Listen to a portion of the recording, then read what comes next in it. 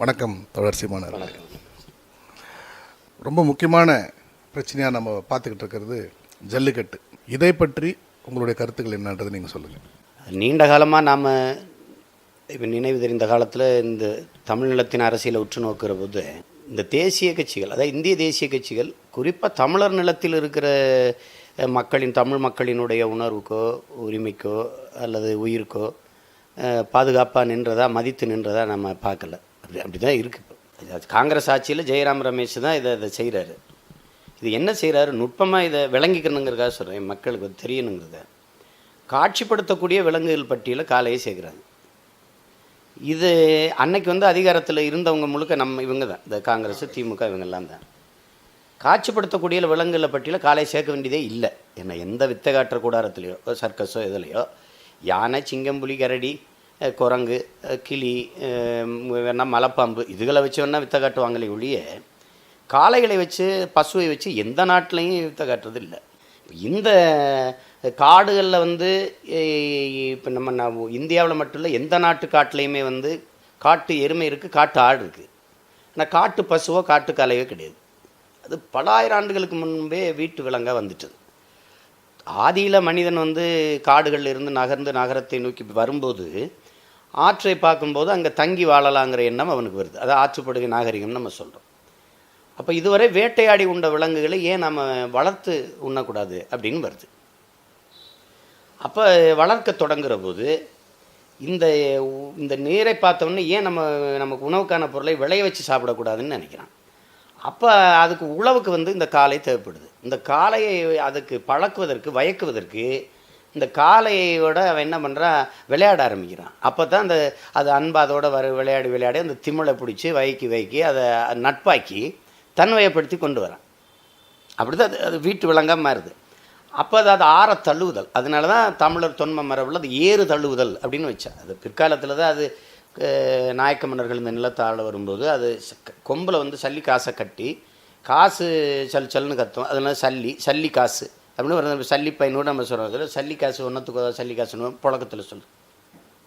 சல்லி காசை கொம்பில் கட்டி அதை வென்றவர் அவுத்துக்கொள்றதுனால அதை சல்லி காசை கட்டினால ஜல்லிக்கட்டாக ஆயிடுச்சு. அது ஏறு தழுவுதல் தான்.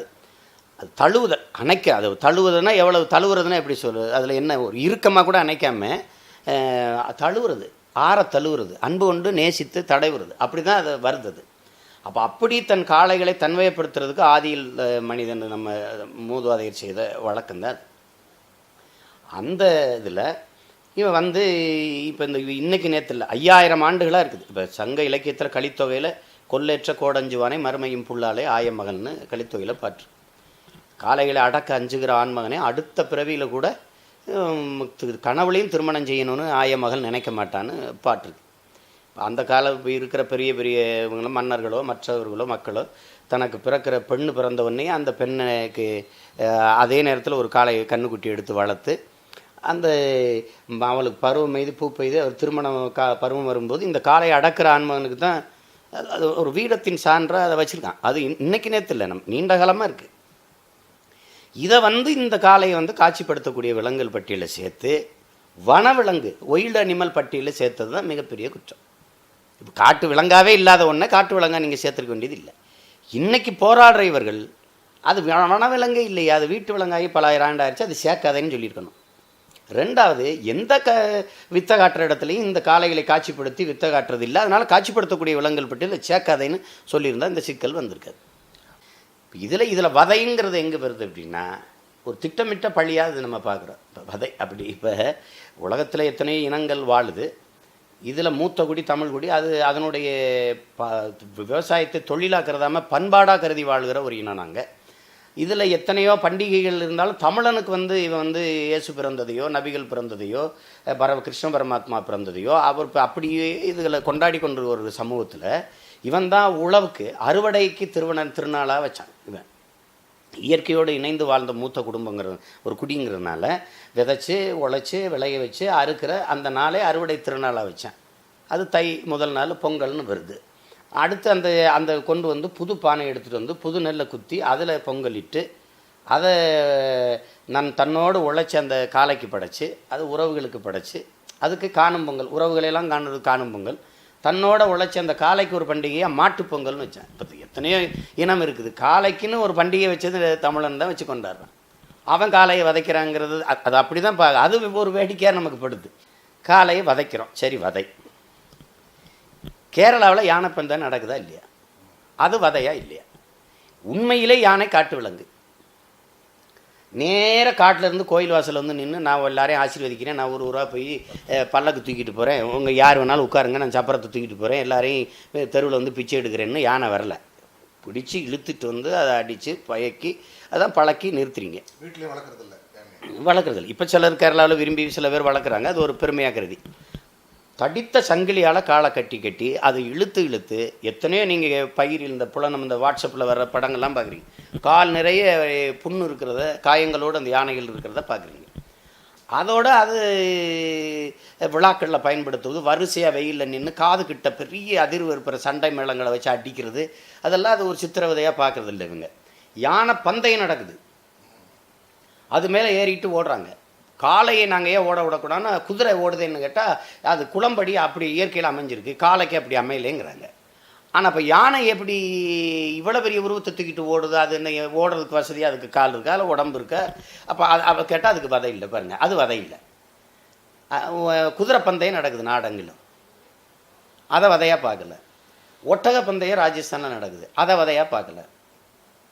24 லட்சம் டன், அதுக்கு முன்னாடி ஐயா நரேந்திர மோடி பிரதமரானதுக்கு பிறகு 24 லட்சம் டன் ஆண்டொன்றுக்கு மாட்டுக்கறி ஏற்றுமதி செய்யுது இந்தியா.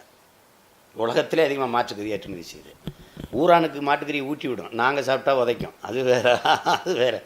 அப்போ அந்த இத்தனை லட்சக்கணக்கான மாடுகளை கொன்று மாட்டுக்கறியை ஏற்றுமதி செய்கிற என் நாடு நான் மாட்டை வதைக்கிறேன்னு சொல்கிறது, அதோட விளையாடுவதை வதைக்கிறேன்னு சொல்கிறது தான். இது எப்படி நீங்கள் இந்த முரணை பார்க்கணும். அது இப்போ ஆந்திராவில் பலாயிரக்கணக்கான எருமை மாடுகளை ஒரே இடத்துல வச்சு பலி கொடுக்குற சடங்கை நம்ம பார்க்குறோம். அந்த படங்களெல்லாம் வந்துச்சு, நீங்கள்லாம் பார்த்தீங்க. பெரிய அருவாளை வச்சு ஒரே வெட்டி சாக்கி. அதை இது கண்டுக்கலை. ரெண்டாவது, நாய் இன்னைக்கு காவல்துறையில் பயன்படுத்தப்படுது. அதுக்கு இருக்கிற மோப்ப ஆற்றலை பயன்படுத்தி அதை குற்றவாளியை கண்டுபிடிக்கிறதுக்கு அதுவாக விரும்பி வரல, ஒரு சங்கிலியால் பிணைக்கப்பட்டு அதுக்கு பயிற்சி கொடுக்குது. அதெல்லாம் வதை தான், அதை வதையாது பார்க்கல.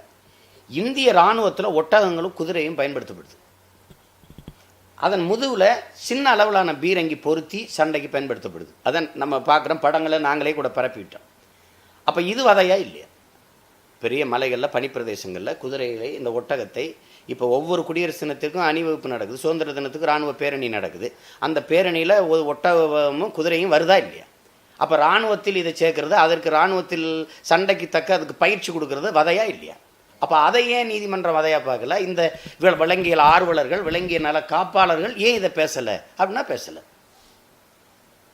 இந்த நுட்பத்தை பார்க்கணும். இவ்வளவு இருக்கும்போது கோழிக்கறி, தெருவுக்கு 2 கோழி கடை இருக்குது, வெட்டி எவ்வளோ வேணாலும் கோழியை சாப்பிட்லாம், ஆனால் கோழி சண்டை கூடாது, சேவல் சண்டை கூடாது. ஆட்டுக்கறி எவ்வளோ வேணாலும் சாப்பிட்லாம், ஆனால் ஆட்டோட சண்டை கூடாது, அது ஒன்றும் பண்ணக்கூடாது. மாட்டுக்கறியை வெட்டி எவ்வளோ நாள் ஏற்றுமதி செய்யலாம். எனக்கு தீர்ப்பு சொன்ன நீதி அரசர் பால் குடிக்கிறாரா இல்லையா? பால் பால் மாடு, பசு மாடு தன் கண்ணுக்குட்டிக்கு தான் பாலை சுரக்குதே ஒழிய இந்திய நாட்டு மக்களின் பொருளாதாரத்தை பெருக்குவதற்கோ நீங்கள் அதை சாப்பிட்டு சுகாதாரமாக உங்களுக்கு வாழணும்னா அது கிடையாது. அது தன் கண்ணுக்குட்டிக்கு கறக்குது. ஆனால் அது வாளால் அடிச்சிடும், காலால் உதஞ்சிரும்ன்ட்டு வாழையும் காலையும் சேர்த்து கட்டி விட்டுட்டு அது வலிக்காமல் விளக்கெண்ணெய் தொட்டு அது பூ மாதிரி இப்போ விரல்கிட்ட கதக்குல சும்மா பொருத்தி விட்டுறான், பீச்சி அடிக்குது. அது கண்ணுக்குட்டியை குடிக்க விடாமல் முழுக்க உறிஞ்சிக்கிட்டு போகிறது வதையா இல்லையா? இவ்வளவு இருக்கும்போது என் காளையை மட்டும் கண் வச்சு குறி வச்சு இது வதை அப்படின்னு ஒரு கருணை இருப்பது போல், ஒரு அக்கறை இருப்பது போல், கடைகோடி இங்கே தமிழ்நாட்டில் இருக்க நாட்டு மாட்டை அடிக்க வேண்டிய தேவை என்ன இருக்குது அப்படிங்கிறதான் இப்போ வருது. 1970 7 கோடி மாடு, நாட்டு மாடு நாங்கள் வச்சுருந்தோம். காங்கயம், கார்பர்க்கர், சக்கிவால், சிவப்பசகி, இப்படி தேனி மலை மாடு, பருவூர் பட்டி மாடு, இப்படி ஓங்கூர், இப்படி பல மாடுகள் வச்சுருந்தோம். கிரு இந்த மாதிரி இதில். இப்போ அதில் 7 கோடி மாடுன்னா ஒரு வீட்டுக்கு ஒரு பசு மாடு கணக்குக்கு வருது, சராசரி விழுக்காடு. ஆனால் இன்றைக்கி ஒரு 7000 மாடு இருந்தால் பெரியது. அந்த 7000 மாடு என் நாட்டு மாடு என்னவாக இருக்கும்னா வண்டி மாடாக தான் இருக்கும், பசுமாடு கிடையாது. முழுக்க பசுமை புரட்சிங்கிற வெண்மை புரட்சிங்கிற பேரில் பசுமை புரட்சிங்கிற பேரில் எப்படி குட்டைப்பயிரை கொண்டாந்து எங்களை கொண்டு விட்டு போட்டானோ, அந்த பாக்டம்பாஸ் 60 20 பொட்டாசியம் ஜல்பட்டுன்ட்டு வெடிக்காத வெடிவிப்புகளை கொண்டாந்து குண்டுகளை கொண்டாந்து விற்று விட்டானோ வேதிப்பொருளை, அது மாதிரி இந்த பசுமை வெண்மை புரட்சிங்கிற பேரில் இந்த ஜெர்சி மாடுகளையும் இந்த காராம் பஸ்ஸுகளையும் கொண்டாந்து தள்ளிட்டான். நீங்கள் வேணால் பாருங்கள், என்னுடைய மாடு வந்து நாட்டு மாடு வந்து 3 லிட்டர் கறக்கும். ஆனால் அது என் தாய்ப்பாலை கறக்கும். என் தாய்ப்பால் A2 வகை, அதுவும் A2 வகை. எனக்கு எந்த நோயும் வராது. ஒரு குழந்தைக்கு தாய்ப்பால் இல்லைனாலும் பசும்பாலே கொடுத்து வளர்த்தாலும் அது ஊட்டமாக வளரும், ஒரு நோய் வருது. அப்போ என் நாட்டு மாட்டு கண்ணுக்குட்டியை நீங்கள் பால் குடிச்சிட்டோன்னா அதை கட்டி வச்சு அவுத்து விட்டிங்கன்னா ஒரு இடத்துல நிற்காது. அதான் இளங்கன்று பயமறியாதம்பா, இங்கே ஓடும், அங்கே துள்ளும், அங்கே குதிக்கும், இங்கே குதிக்கும். நீங்கள் ஜெர்சி மாட்டு கண்ணுக்குட்டியை நீங்கள் அவுத்து விடுங்க, அது துள்ளிருச்சு ஓடிடுச்சு நடந்துருச்சுன்னா என்னை வந்து கேள்வி. அது வந்து அதை சொல்கிறான், இது பசு இல்லை பசு போல் ஒரு பிசாசு, இது பால் இல்லை பால் போல் ஒன்று. இது நோய் பரப்புகிற ஒரு ஒவ்வாமை, செரிமான கோளாறு, புற்றுநோய், இந்த நீரிழிவு நோய், சர்க்கரை நோய், இவ்வளவு நோய்களை இது பரப்புது. இந்த சர்க்கரை நோயை பரப்பியதில் மட்டும் 375 லட்சம் கோடிகளை கொண்டு வருது. இது ஊசி மருந்து வித்தகாசில் மட்டும்.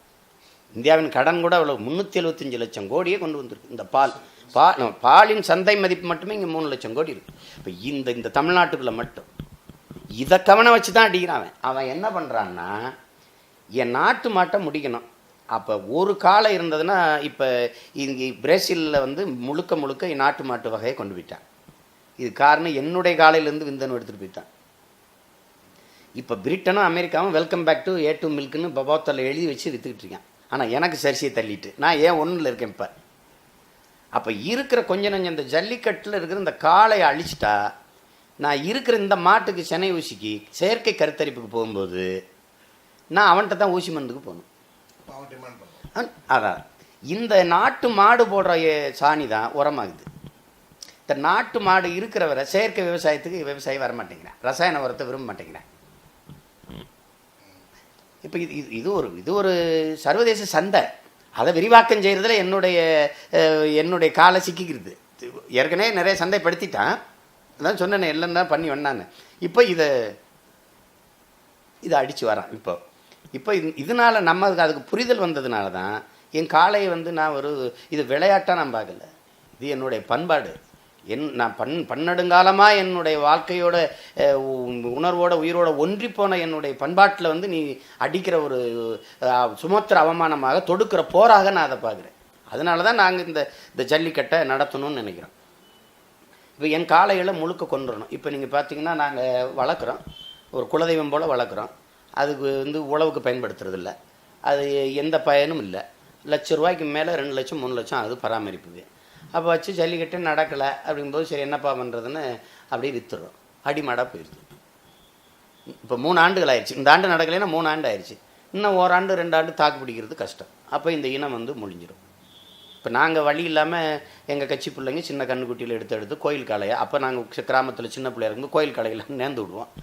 அது கோயில் காளைங்கிறது என்ன, அது தண்ணிச்சியாக மேய்ஞ்சி வரும், அந்த பசுக்களை அது கருத்தரிக்க வைக்கும், அது பண்ணும்.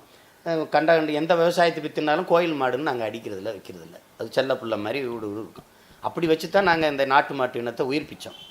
இப்போ அது அந்த பண்பாடு குறைஞ்சி வந்துட்டுது. இப்போ இந்த விளையாட்டு வந்து எங்களை வந்து ஒரு காட்டு மிராண்டி விளையாட்டு, படிப்பறிவு இல்லாத விளையாட்டு, இது என்னமோ நாங்கள் ரொம்ப நாளாக விளையாடுறோன்னு. இப்போ இது இந்திய நம்ம இந்த தமிழர் பண்பாடே இல்லை, அது விளையாட்டே இல்லைன்னு. இப்போ கிரிக்கெட் எங்கேருந்து வந்துச்சு? அது மட்டும் உங்களுடைய பண்பாடு உங்களுடைய பாரம்பரிய விளையாட்டா என்ன? சினிமா இங்கே வந்துச்சு. நீங்கள் என்ன சொல்கிறீங்க? சினிமாவும் இந்த கிரிக்கெட்டும் இது ஒரு இந்தியாவின் 2 பெரிய மதங்கள்ங்கிறீங்க, ரிலீஜனுங்கிறீங்க. நீங்கள் பழமையை கட்டிக்கிட்டு அடுகிறீங்கிறீங்க. அப்படின்னா அப்போ எதுக்கு இந்த பைபிள் பகவத்துக்கு குரான்லாம் ரொம்ப பழசு தான், என்ன பண்ணுவீங்க? அப்போ எதுக்கு பெரிய மூதாதையர்கள் ஆண்ட நில கோட்டையெல்லாம் வாழ்ந்த வீட்டையெல்லாம் எதுக்கு அரசுடைமையாக்கி அப்படியே பாதுகாக்கிறீங்க? நாடெங்கெல்லாம் அருங்காட்சியகம் வச்சு அந்த காலத்து மன்னர்கள் வீசிய வாள், அவங்க பயன்படுத்திய செருப்பு, அவங்க அந்த காலத்தில் புழக்கத்தில் இருந்த நாணயம், இதெல்லாம் ஏன் பராமரிக்கிறீங்க? எல்லாத்தையும் இடித்து குட்டி சராக்கி போயிடலாம்ல. அப்போ குறிப்பாக இந்த காளைகள் மேலே மட்டும் கவனம் வச்சு அடிக்கிறதுக்கான காரணம் இதுதான். இதை ஒழிச்சிடணும் இவனை. இது நாங்கள் வெறும் காளையாக பார்க்கல. கேடில் விழிச்சலும் கல்வி ஒருவருக்கு மாடல்ல மற்றையவைன்னு என் மறை சொல்லுது, என் வேதம் சொல்லுது. ஆடு மாடு எங்களுக்கு வந்து விலங்குகள் இல்லை, எங்கள் செல்வங்கள், எங்களோடு பன்னெடுங்காலமாக வாழ்ந்து வருகிற எங்கள் உறவுகள். இப்போ காளையை வந்து எங்கள் வீட்டில் ஒரு பொண்ணு இருந்தால் எப்படி நாங்கள் அப்படி அன்பு உண்டு குல விளக்கா வளர்ப்போமோ அப்படி வளர்க்குறான் எங்கள் ஆள். நீ அதை போய் வதைக்கிறேன்னா இவ்வளவு கேள்வி கேட்குறேன், நீ இதுக்கு பதில் சொல்லிட்டுல நான் வதைக்கிறேன்னு சொல்லணும். இத்தனை கேட்குறேன்ல, நீ இராணுவத்தில் தடையை போடு, இராணுவத்தில் குதிரை ஒட்டகத்தை தடையை போடு, நான் இதை ஏற்கிறேன், போட்டுருல. அப்போ அது எப்படி இருக்கு பாருங்க. மலை காடுகளில் இன்னைக்கு வாக்ககத்துக்கு வாக்கு எந்திரங்களை தூக்கிட்டு போகுது, கழுதை மேலே ஏற்றி கொண்டு வரீங்க. கழுதை சிரிச்சுக்கிட்டே ஏற்றிட்டு போதா? ரொம்ப மகிழ்ச்சி, இந்த நாட்டில் பிறந்ததுக்கு நான் நாட்டுப்பற்றோட சுமக்கிறேன்னு சுமந்து வருதா? அது வதை இல்லையா? எல்லாமே வதை. ஆனால் இது மட்டும் வந்து குறிப்பாக வந்து சொல்கிறதுக்கு என்ன காரணம் போது இதுதான் காரணம். என் நாட்டு காளைக்கு, என் வீட்டு வளர்கிற காளைக்கு, என் கூடவே பிறந்து வளர்கிற காளைக்கு அமெரிக்காவில் இருக்க பீட்டாமைக்கு வேறனுக்கு என்ன அக்கறை? இதுதான் நான் மாட்டோட வளர்ந்துருக்கேன். என் மாட்டு மேலே இருந்த உண்ணி என் காதுக்குள்ள போயிருக்குது. அது பக்கத்துலேயே கட்டில் படுத்து கிடப்பேன். அது வேறு மூத்திரம் மேலே தெரிச்சிருக்கு. அது போடுற சாணி என் மேலே சேர்த்து விழுந்துருக்கு. என் கையால் அள்ளி சாணி அள்ளி நாங்கள் குப்பை கூலியில் கொட்டினவன் இது பண்ணவேன். அதோட வாழ்ந்து பிறந்து வளர்ந்தவன். எங்களுக்கு இல்லாத அக்கறை உனக்கு வந்துட்டுங்கும் போது எனக்கு அதில் ஏதோ ஆபத்து இருக்குடான்னு தெரியுதுல்ல. இவன் அயோக்கியப்போ ஏதோ நம்ம மேலே அக்கறை இருக்க மாதிரி கட்டி அழிக்கிறான்டான்னு நமக்கு தோணுது.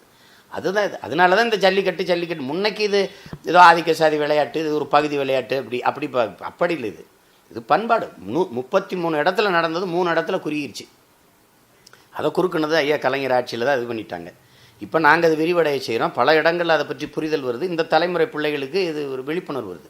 இப்போ எந்த பிரச்சனையுமே அது என்னங்க 2-3 மாவட்டத்தில் இருக்க பிரச்சனை அப்படின்னா, இப்போ சென்னையில் புயல் வந்துச்சு, எங்கள் ஊர் ராமநாதபுரம் சிவகங்கையில் மழையே இல்லை, எங்களுக்கு பாதிப்பு இல்லை. அது என்னங்க சென்னையில் மட்டும் பிரச்சனை, அதுக்கு போய் இத்தனை ஆயிரம் கோடியை கட்டுக்கிட்டு இருக்கீங்க மத்திய அரசிட்ட அப்படின்னு நாங்கள் கேட்டால் அப்படி இருக்கும். காவிரியில் தண்ணி வரலாம் எனக்கு என்ன, அது இந்த தஞ்சாவூர் காவிரி படுகையில் இருக்க விவசாயிகள் பிரச்சனை. மீனவன் செத்தானக்கண்ணா, அது என்ன மீனவனுக்கான பிரச்சனை? எதுதாண்டா பொது பிரச்சனை? எல்லாமே அந்த பிரச்சனை இந்த பிரச்சனை, இதெல்லாம் ஒரு பிரச்சனையா, இதெல்லாம் ஒரு பிரச்சனையான்னு எல்லாரும் கேட்டால் அப்போ எதுதான் உங்களுக்கு பிரச்சனை? இங்கே இருக்கிறத தன் வீட்டு கூரை எரியாத வர எவனும் தண்ணி எடுத்துக்கிட்டு வர தயாராக இல்லை. இங்கே இருக்கிற பிரச்சனை அதுதான். அப்போ அதனால தான் நாம் வந்து அதை விட்டுட்டு போக முடியாது. இப்போ நாங்கள் தடையை மீறி நடத்தணுங்கிறத எங்கள் உணர்வை நீ மதிக்கலை, இது நீதி இல்லை அநீதி, எனக்கு திணிக்க இழைக்கப்பட்ட அநீதி. அப்போ அந்த தடையை மீறுவதன் மூலம் இதுவும் ஒரு போராட்ட வடிவம். நீ பார்த்துக்க, நாங்கள் மீறுறோம்னா அது நீங்கள் கொடுத்த நீதி தவறு. அதை வந்து மறு சீராய்வு செய்து நீங்கள் அனுமதியை பெற்றுக் கொடுக்கணும். மத்திய மாநில அரசுகளுக்கு இது முழு பொறுப்பு இருக்குது. இது அவங்க ஒரு அவசர சட்டத்தை ஏற்றி காட்சிப்படுத்தக்கூடிய விலங்குகள் பற்றியிருந்து நீக்கி, வனவிலங்கு பற்றியிருந்து காளையை நீக்கி ஒரு சட்டத்தை போட்டு கொடுக்கணும். இன்றைக்கி பாரதிய ஜனதா அரசு வந்து இப்போ எப்படி நடக்கும்ச்சு. இப்போ இன்னும் 10 நாள் தான் இருக்குது எனக்கு பொங்கலுக்கு. உடனே நீதிமன்றத்தில் வழக்கு இருக்குது, என்ன செய்ய முடியுங்குது. நாங்கள் என்ன கேட்குறோம், காவிரி மேலாண்மை வாரிய வழக்கம் நீதிமன்றத்தில் இருக்குது, அதை எப்படி மீறினீங்க? காவிரி மேலாண்மை வாரியம் அமைன்னு நீதிமன்றமே சொல்லிட்டுது. ஒரு முறை இல்லை, 4 மாதம் அவகாசம் கொடுத்துச்சு. ஆமாம், அதான் சொல்கிறேன், நீதிமன்றமே சொல்லிச்சு, உச்சநீதிமன்றம் சொல்லிச்சு. அப்புறம் 2 மாதம் கொடுத்துச்சு, அப்புறம் 4 நாள் கொடுத்துச்சு. மாநில பிரதிநிதிகளை நியமிங்கன்னுச்சு. அதில் கேரளா, புதுச்சேரி, தமிழ்நாடு நியமிச்சிருச்சு, கர்நாடகா நியமிக்கலை. அந்த அடுத்த நொடியில் நெருக்கடியாக நிலை டக்குன்னு போய் அரசு நிர்வாகத்தில் தலையிடாதீங்க, நாங்கள் சட்டம் ஏற்றி பார்த்துக்குறோன்னுட்டீங்க. அதையும் நீதிமன்றம் தானே சொல்லிச்சு. இன்னும் அந்த வழக்கு நீதிமன்றத்தினார். அதையே மீறினீங்க. அப்போ வசதிக்கே இப்போ வந்து இது ஜல்லிக்கட்டுனா அது நீதிமன்றத்திற்கு நம்ம என்ன கருத்து சொல்ல முடியுமா? அப்போ மேலாண்மை வாரிய வழக்கு நீதிமன்றத்தில் இருக்குது, அதில் ஏன் கருத்து சொன்னீங்க? அப்போ அதை மட்டும் மீறலாம், நீதிமன்றம் சொன்னதையே நீங்கள் மீறிட்டீங்க.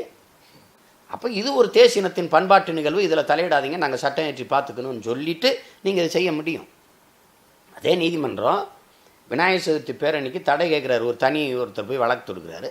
அது தடை கொடுக்க முடியாது, அது ஒரு வழிபாட்டு நிகழ்வு, ஒரு பண்பாட்டு நிகழ்வு, அதில் போய் நீதிமன்றம் தலையிட முடியாதுன்னு சொல்லுது. அந்த நீதிமன்றம் என் பண்பாட்டு நிகழ்வில் இது பண்ணுது. இப்போ என்ன இப்போ நாங்கள் எப்படி பார்க்குறோம், இந்தியாங்கிறது, இந்தியாவில் அரசியலமைப்பு சட்டம் எப்போ உருவாச்சு? இந்தியாங்கிற நாடு எப்போ உருவாச்சு?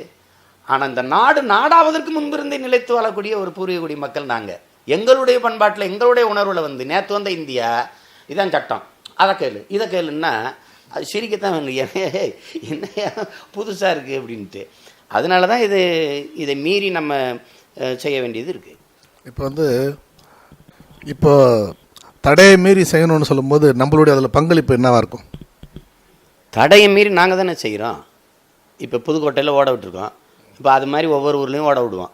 அவங்க என்னையை கைது பண்ணிட்டுலாம் இருப்பாங்க. நம்ம என்ன கேட்குறோம், போன தடவை நடத்த போகும்போது முன்னாடியே கைது பண்ணிட்டாங்க. இந்த தடவை நம்ம தமிழ்நாடு அரசுக்கு நீங்கள் உளமாற ஜல்லிக்கட்டுக்கு அனுமதி பெற்று எங்களை நடத்த வைக்கணும் அந்த நிகழ்வைன்னு நீங்கள் விரும்பியிருந்தது உண்மையானா எங்களை நடத்த விட்டுட்டு கைது பண்ணுங்கிறோம். அப்புறம் நீங்கள் சிறையில் போடுங்க, அது தேசிய பாதுகாப்பில் போடுங்க, இல்லை நீதிமன்றத்தை அவமதிச்சிட்டாருன்னு போடுங்க, என்ன வழக்கே போடுங்க, எங்களுக்கு ஒரு பிரச்சனை இல்லை. அடுத்த பொங்கலுக்கு கூட விடுதலை செய்யுங்க.